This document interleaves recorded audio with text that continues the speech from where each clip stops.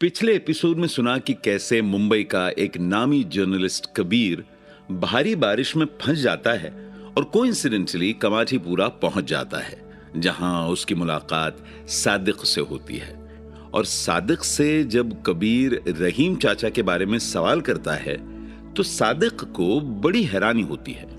इसके बाद कबीर सादिक से चाल नंबर 23 के कमरा नंबर 5 में जाने को कहता है और वहां जाते ही उसे याद आता है उसका बचपन। और तब कबीर सादिक को बताता है कि वो भी यहां एक धंधा करने वाली वैश्या की औलाद है। अब आगे शाम का समय है और पूरी गली में हलचल सी मची है। थोड़ी ही देर बाद रात हो जाएगी और जैसे जैसे ये रात परवान चढ़ेगी इस गली की रंगीनियत बढ़ती जाएगी। चाल नंबर 23 के कमरा नंबर 5 में रानी और सविता बात कर रहे हैं और खिड़की पे बैठा छोटा सा कबीर खेल रहा है। तू मुझे 100 रुपए उधार दे देना, वो मेरा वाला सेठ ना दुबई गया है, जैसे आएगा मैं तेरे को वापस दे देगी। सविता ने रानी से पैसा उधार मांगते हुए कहा। रानी ने हिचकिचाते हुए कहा, 100 रुपए? फिलहाल मेरे पास ये 70 है। आज का धंधा अच्छा हुआ तो कल तक और ले लेना। तू तो जानती है इस जगह पे एक औलाद के साथ बसर करना कितना मुश्किल है। अरे हाँ री, ऊपर से साला आए दिन ये पुलिस वालों का मचमच। सविता ने कहा, पर तेरा वो सेठ दुबई से कब तक आएगा? रानी ने सविता से ये सवाल किया और तभी वहां शेट्टी अचानक से आके बोला, तुम लोग क्या ये रंडी रोना मचाए हुए हो? दिखता नहीं है शाम हो गई है? चलो फटाफट रेडी होने का और काम पे लगने का। ये सुनकर रानी और सविता मन मार के वहां से उठती हैं। इधर खिड़की पे बैठा कबीर शेट्टी को घूरते हुए देखता है। शेट्टी यहां चाल का मेन दलाल है। कस्टमर्स को बहला फुसला के रेट तय करके यहां लाता है। एक तरह से पूरे कमाठीपुरे में इनके हिसाब से ही धंधा चलता है। रेट कितना होगा, क्या होगा और किसका कितना कट होगा, सब इनके हिसाब से होता है। ऊपर से लेकर नीचे तक, यानी पुलिस महकमों से लेकर छोटे से छोटे चाय वाले या मजदूर तक सब इनसे जुड़े रहते हैं। इस जगह का अपना एक सिस्टम है और उस सिस्टम में शेट्टी जैसे लोग एक अहम किरदार निभाते हैं।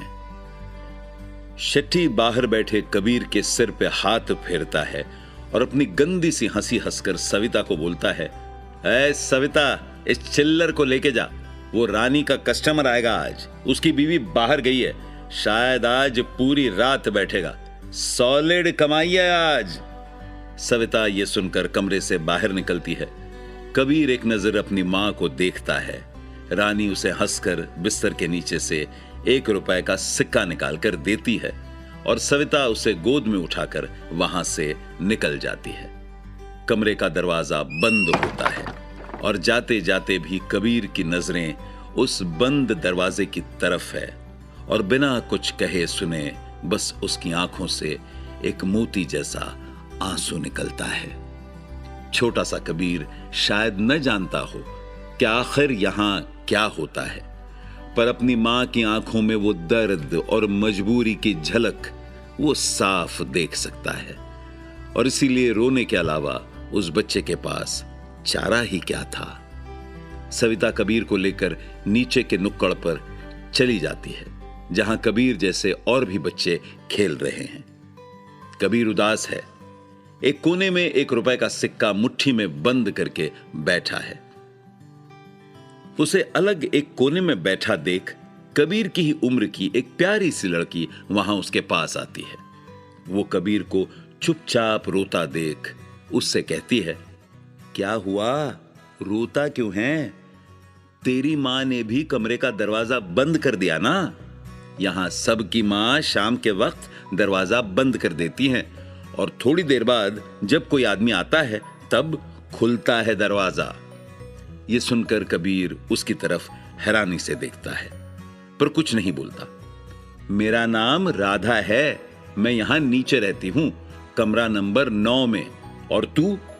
ये सुनकर बड़ी दबी सी आवाज में कबीर जवाब देता है, वहां ऊपर कमरा नंबर 5।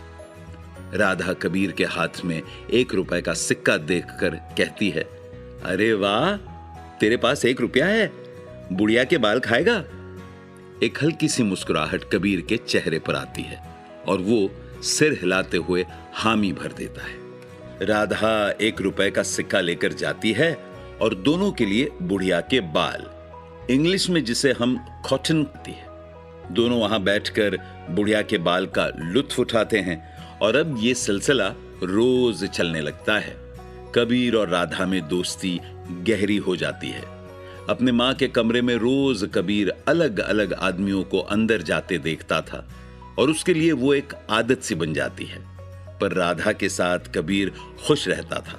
इस छोटी सी उम्र में कबीर और राधा के इस रिश्ते को कोई भी नाम देना शायद सही नहीं होगा, पर इस सामाजिक परिवेश में दोनों बच्चे शायद एक दूसरे के हमदर्द थे और अपनी रोजमर्रा की जिंदगी में वो जो देख रहे थे उस सब में उनकी मासूमियत बरकरार थी और ये एक बड़ी बात थी।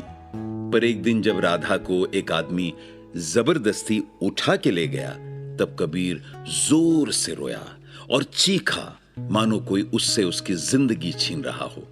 छोड़ दो राधा को, छोड़ दो। उस रात भी जोर की बिजली कड़की थी और आज सालों बाद कबीर उसी नुक्कड़ पर खड़ा था और वो सब याद करते हुए उसके मुंह से अचानक निकला, राधा। ये सुनकर सादिक ने सवाल किया, साहब क्या हुआ? कबीर ने जवाब दिया, अब कुछ नहीं, कोई याद आ गया। इत्तेफाकन ही सही, पर आज कबीर की जिंदगी का वो चैप्टर उसके सामने खुल चुका था जिसे उसने भुला दिया था, कड़वी यादों की तरह।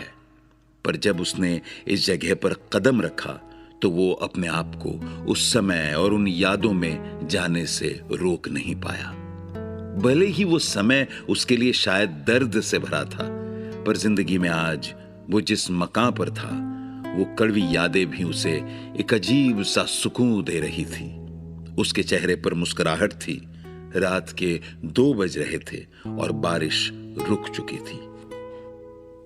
उसने फिर से एक सिगरेट निकाली और किसी टैक्सी का इंतजार करने लगा। दूर से उसे एक टैक्सी नजर आई। वो जल्दी से उसकी तरफ बढ़ा, पर वहां एक लड़की टैक्सी में बैठे कुछ लोगों से बहुत ऊंची आवाज में बात कर रही थी। कबीर जब उस तरफ थोड़ा आगे बढ़ा तो उसे कुछ साफ सुनाई दिया, निकलो यहां से, यू बास्टर्ड्स। कबीर जिस टैक्सी के लिए आगे बढ़ा था, एक्चुअली उसमें कुछ लोग ऑलरेडी बैठे थे और उस लड़की को वहां देख के उससे कुछ ऐसा कहा जिसके बाद वो बहुत भड़क गई थी। खैर, ये अंदाजा लगाना मुश्किल नहीं होगा कि उन्होंने उस लड़की से क्या कहा होगा, पर सवाल ये था कि आखिर इतनी रात कमाठीपुरा जैसे एरिया में वो अकेली लड़की क्या कर रही थी। कबीर भी इस सवाल के साथ उस लड़की की तरफ आगे बढ़ा। बारिश में भीगी उस लड़की ने जब अपनी जुल्फों को चेहरे के सामने से हटाया तो उसका चेहरा देख कबीर भी एक पल के लिए थम सा गया। कबीर ने नजर भरकर उसको देखा, मानो 2 मिनट के लिए उसकी दुनिया स्लो मोशन में चली गई हो। उस लड़की की खूबसूरती कबीर की आंखों से उतर के उसके दिल की धड़कन तक पहुंच गई थी।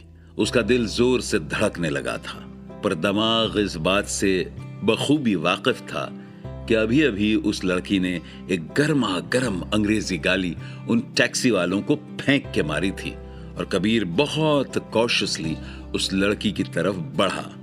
चाल में ठहराव था और दिल में कसक थी।